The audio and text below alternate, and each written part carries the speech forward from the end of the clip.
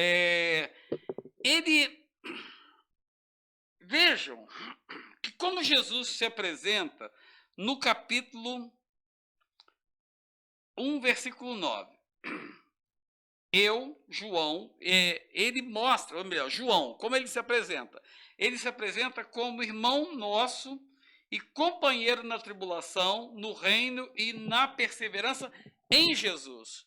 Veja que João, quando está escrevendo a carta ao Apocalipse, ele está escrevendo às igrejas, e depois ele escreve cartas específicas à igreja, e ele coloca, olha, irmão e companheiro.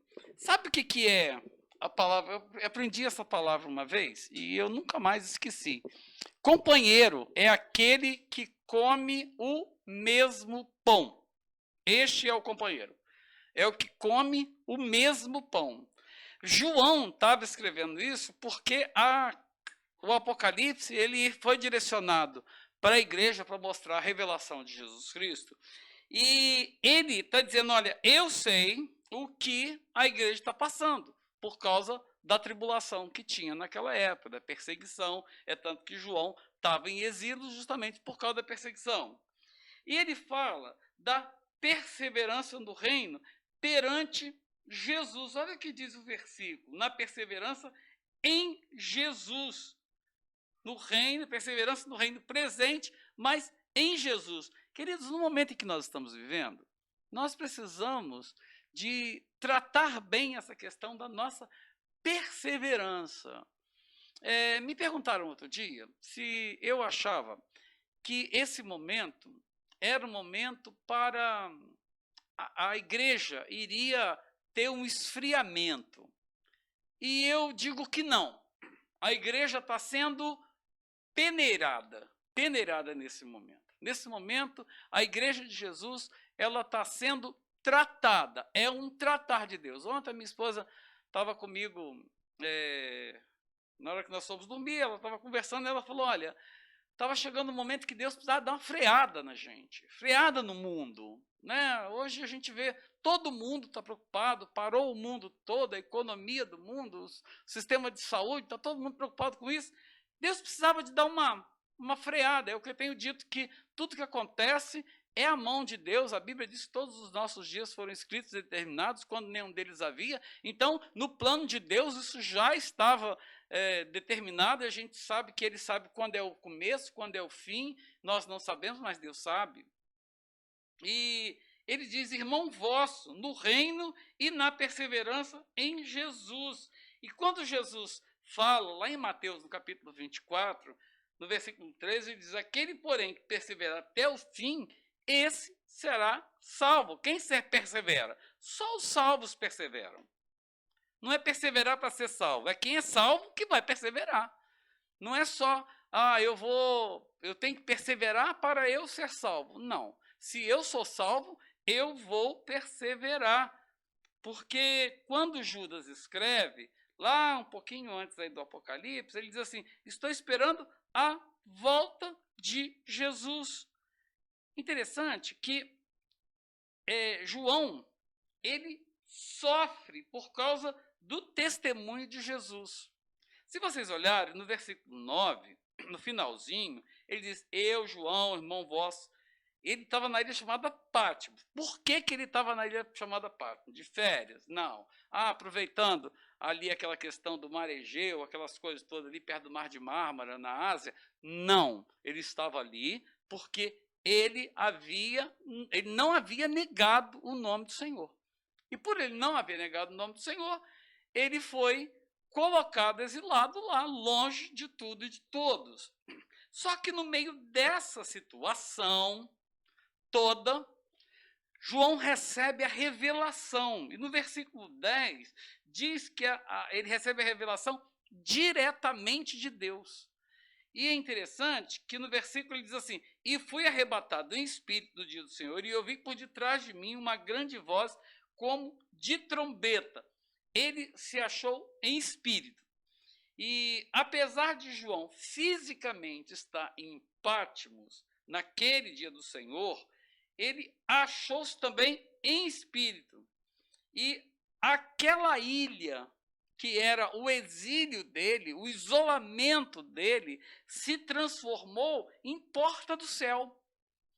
E aí eu quero trazer para os nossos dias que mesmo nós estando separados, mesmo nós estando cada um na sua casa, a gente não está podendo, aqueles que as igrejas não estão funcionando, como as igrejas que eu sou pastor aqui no Rio, não estão funcionando, nós estamos dentro da nossa casa, no isolamento. Será que isso não é um momento de ser a porta do céu para a nossa vida?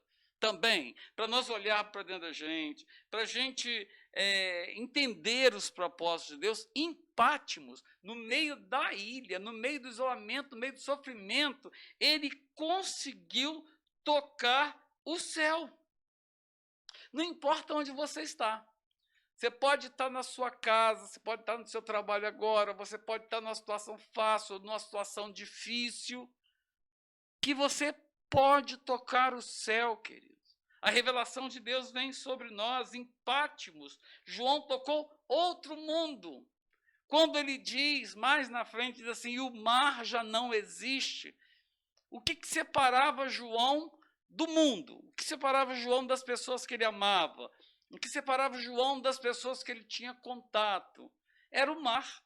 E ele diz, e o mar já não existe, ou seja, a separação já não existe. João olhava a situação e no meio disso tudo, ele conseguiu ver o céu no momento de dor, no momento de solidão. E é o que nós precisamos nesse momento. Mesmo vivendo toda essa situação, nós precisamos de tocar o céu. Nós precisamos ver a porta do céu. No momento, a gente precisa ver a porta do céu em qualquer situação.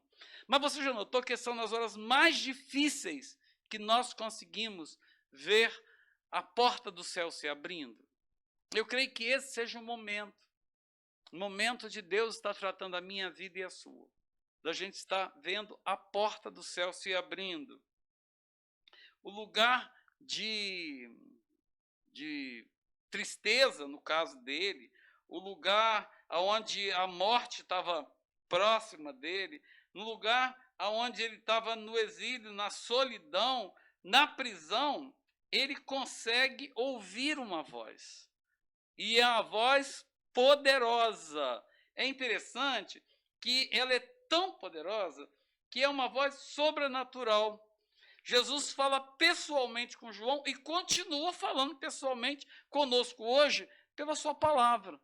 Ele continua ministrando ao nosso coração, mesmo nos momentos de dificuldade, mesmo nos momentos em que nós estamos separados uns dos outros, mesmo no momento que nós estamos impedidos de ir à casa de Deus, Deus continua falando, porque não é a porta da igreja que é a boca de Deus, é Deus quem fala dentro da igreja, fora dela. Nós precisamos estar na comunhão, nós precisamos estar no corpo, mas a porta está fechada, a porta do templo, mas a porta da igreja não está fechada.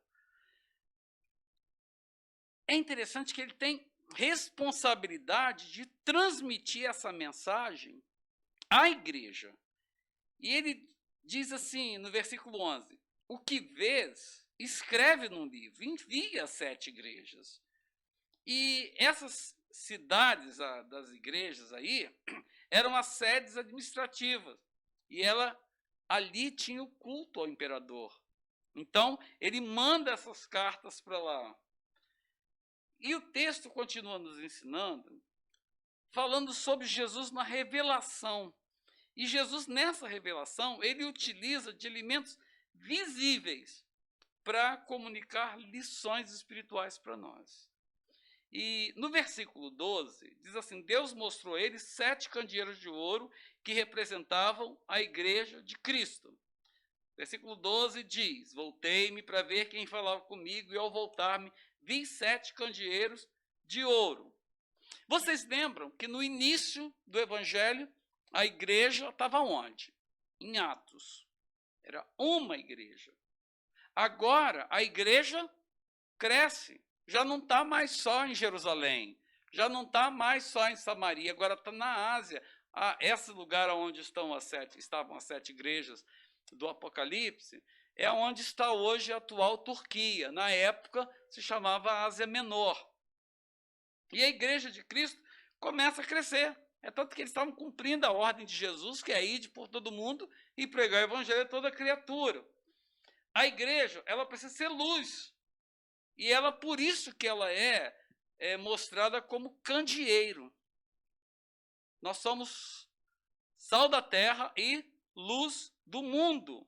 E o próprio Cristo disse que não se acende um candeeiro, ou um velador, ou um lampião, ou um candelabro, para colocar debaixo do alqueire, mas do velador para iluminar a casa toda.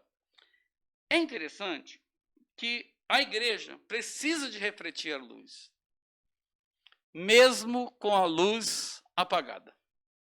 Hoje os nossos templos estão com as luzes apagadas nesse momento, mas ela continua refletindo a luz. A igreja, ela é preciosa demais e é visto dessa forma porque ele não fala da igreja como um negócio de madeira, não fala de pano, fala que é candeeiro de ouro. É precioso, e o ouro é um dos metais mais preciosos. A igreja ela tem um valor tão grande para Jesus que ela é descrita como candeeiro de ouro. E o que Deus revela é o mesmo, e o Deus que revela é o mesmo que passeia no meio do candeeiro, no meio da igreja. No versículo 13, diz assim: e no meio dos candeeiros um semelhante a filho do homem. Onde ele está? Jesus está onde? No meio do candeeiro. Quem é o candeeiro? A igreja, que diz candeeiros. Então, é mais de uma. E eu não estou falando igreja, não estou falando denominação. Eu estou falando igreja de Cristo na terra, a verdadeira igreja, a igreja triunfante, não a militante. Militante é que tem o nome, tem lá, os nomes, não sou contra isso, sou presbiteriano. Hein? A Ilônia está me dizendo aqui, a militante tem o CNPJ, né? A triunfante é aquela que todos estão reunidos nela e um dia nós vamos morar no céu, glória a Deus, na volta do Senhor Jesus. E essa igreja, ela é preciosa. E Jesus está justamente no meio dela. Quem cuida? É o Senhor. Quem guarda? É o Senhor. No versículo 13 diz que ele está no meio do candeeiro. No versículo 16 diz que ele tem na mão as 7 estrelas, na boca está afiada espada de 2 gumes. E por aí vai. Agora, interessante. Ele tem algumas características.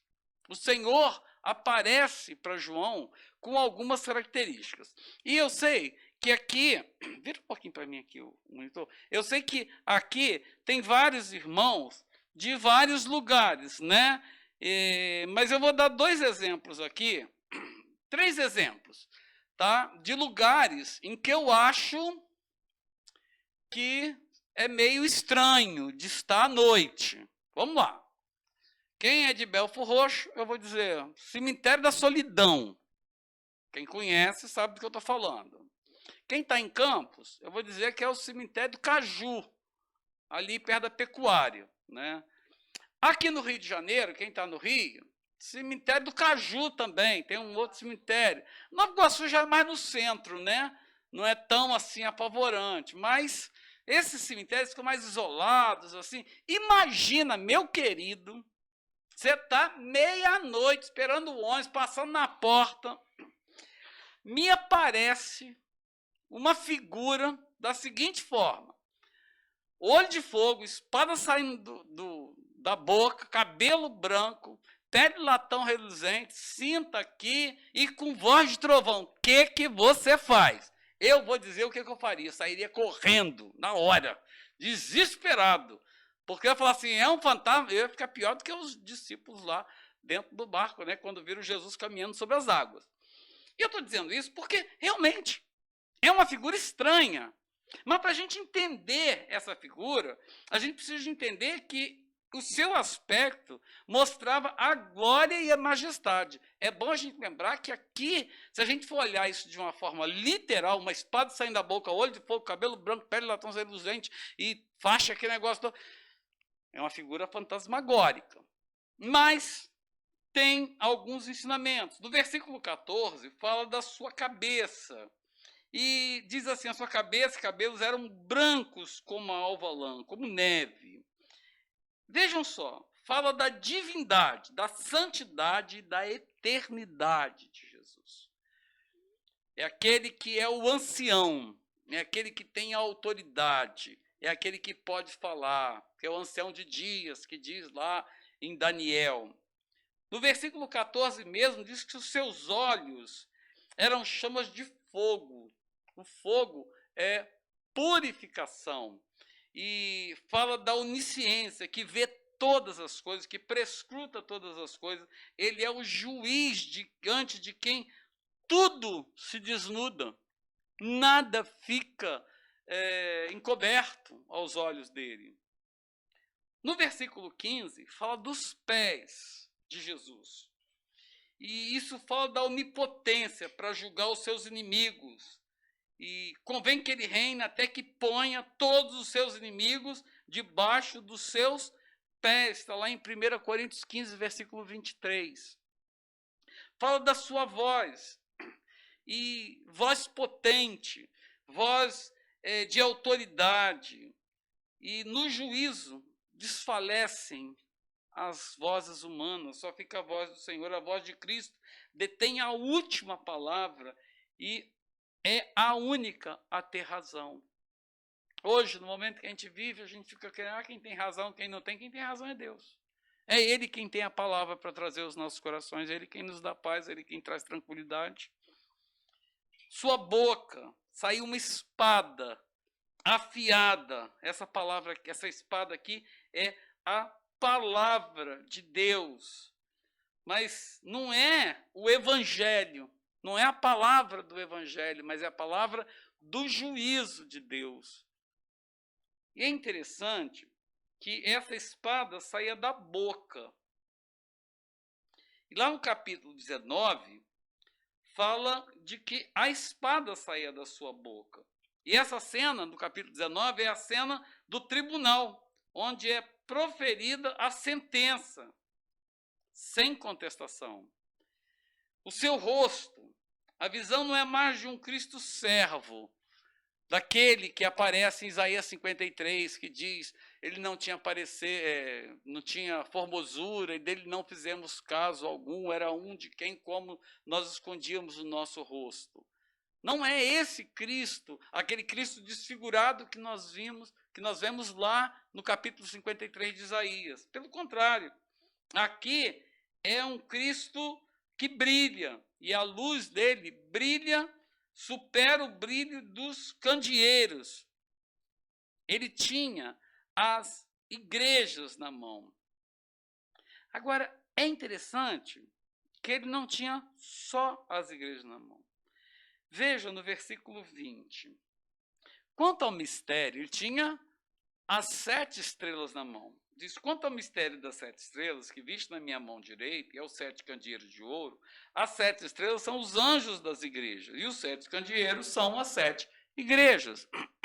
Ou seja, é um momento aqui de a gente entender que o ministério está nas mãos de Deus. A igreja, ele passeia no meio. E quando diz dos anjos e dos pastores, é um comum acordo de que os anjos eram os pastores, eram a liderança das igrejas locais. A liderança das igrejas aqui na terra está nas mãos de Deus. É Ele quem controla, é Ele quem segura, é Ele quem sustenta. Se você é pastor, se você está me ouvindo agora, saiba, querido, que você está nas mãos de Deus. Talvez você seja tão preocupado quanto eu, com as suas ovelhas, com como o coração dela está, como está a situação dela. Descansa no Senhor. E eu estou dizendo isso para mim, tá? Porque eu estou precisando descansar no Senhor nessa situação. O Deus da revelação revelou pessoalmente o seu servo. E no versículo 17 ele diz, quando vi, caí a seus pés como morto, porém ele pôs sobre mim a mão direita, dizendo, não temas, eu sou o primeiro e o último, ele é o Criador, ele é aquele que traz o consolo. Quando ele diz, caí aos seus pés e me vi como morto, ele estava desfalecido de ver tudo aquilo. E ele diz, não temas, eu sou o primeiro e o último, querido. Quem está no controle de todas as coisas é o Senhor. Ele diz, eu sou o alfa e o ômega, o princípio e o fim de todas as coisas. Tudo que acontece entre o princípio e o fim, Ele está no controle. Ele tem o controle de todas as coisas, Ele é o Criador, Ele é o sustentador, Ele é o consumador de todas as coisas. Ele cria, Ele controla, Ele julga, Ele guarda, Ele protege. E Ele é o Redentor que é eterno. Porque no versículo 18, na parte A, diz, e aquele que vive, estive morto, mas eis que estou vivo pelos séculos dos séculos, tem a chave da morte e do inferno. É Ele quem tem o controle de todas as coisas, Ele tem a chave na mão dele. O Senhor do Senhor, o Rei dos Reis, aquele que é poderoso, aquele que está acima de todas as coisas, aquele que está sentado no trono, tem a chave da morte e do inferno em suas mãos, e nada e nem ninguém consegue tirar das mãos dele esse poder. Ele é o Redentor que é eterno. Diz, eu fui morto, e eis que agora estou vivo pelos séculos dos séculos. É interessante que João está diante do Cristo, da cruz, que foi morto, mas que está vivo. Está vivo. Que venceu a morte. Só que ele não está vivo. Ele está vivo para sempre e não morrerá novamente. Ele é o Redentor que tem o controle sobre a morte. Ele diz, eu tenho a chave da morte. Ele é o Redentor que tem o controle sobre as forças do mal. Ele diz, eu tenho a chave do inferno. É Ele quem tem todas as coisas nas suas mãos. É Ele quem guarda. E eu quero terminar esse momento aqui da palavra dizendo, Ele é o Redentor que é Senhor da história, passado, presente e futuro. Escreve, versículo 19, escreve, pois, essas coisas que tem visto, e as que hão de, e as que são, e as que depois dessas hão de suceder. Em toda a história, toda a história, aconteceram muitas tragédias, mas Jesus continua tendo domínio e conhecimento das coisas que passaram, das coisas que passam agora e das que ainda hão de passar. Sua história foi escrita por Deus. Ele irá nos levar à bonança. A tempestade vai passar. Jesus é Senhor também desta história. Ele também é Senhor deste momento. Ele não é só Senhor do passado. Ele não é só Senhor das coisas que aconteceram no passado. Ele não é só Senhor das coisas que acontecerão. Mas Ele é Senhor presente. E a palavra diz, olha, eu sou o mesmo ontem, hoje e será eternamente. Não deveria ser assim? Ele é o mesmo ontem, hoje e será amanhã? Poderia ser. Ele é o mesmo ontem, hoje e amanhã. Mas não é isso que a palavra de Deus diz. Diz que Ele é o mesmo ontem, no passado, Ele é o mesmo hoje, no presente, e Ele é o mesmo eternamente, para todo sempre. Amanhã, depois de amanhã, e depois de amanhã, e depois de amanhã, no mês que vem, ano que vem, no próximo século, no próximo milênio, até Ele voltar, Ele continua sendo Senhor, Ele continua nos guardando, Ele continua nos protegendo. E eu quero te lembrar, eu quero terminar essa palavra dizendo, Deus continua sentado no trono. Jesus continua reinando. E Ele reina sobre todas as situações. E o meu desejo é que Deus te abençoe profundamente e abundantemente. E que o seu coração esteja em paz. Que o meu coração esteja em paz. Que a gente possa descansar no Senhor e aguardar o grande livramento que nós teremos. A pergunta que eu fiz no início, nós vamos voltar como dessa situação? Tudo na vida é como nós saímos das situações. O apóstolo Paulo, no final da sua vida, ele diz, combati o bom combate, terminei a carreira e guardei a fé. Paulo começou bem, Paulo continuou bem, mas acima de tudo, Paulo terminou bem. E nós vamos terminar bem, em nome de Jesus, nessa situação. Nós vamos passar tranquilamente, com todas as nossas lutas, com todas as nossas dificuldades, com todos os nossos medos. nós vamos passar, porque nós continuamos confiando que temos um Deus que não saiu do trono e não sairá. Que o Senhor nos abençoe. Amém.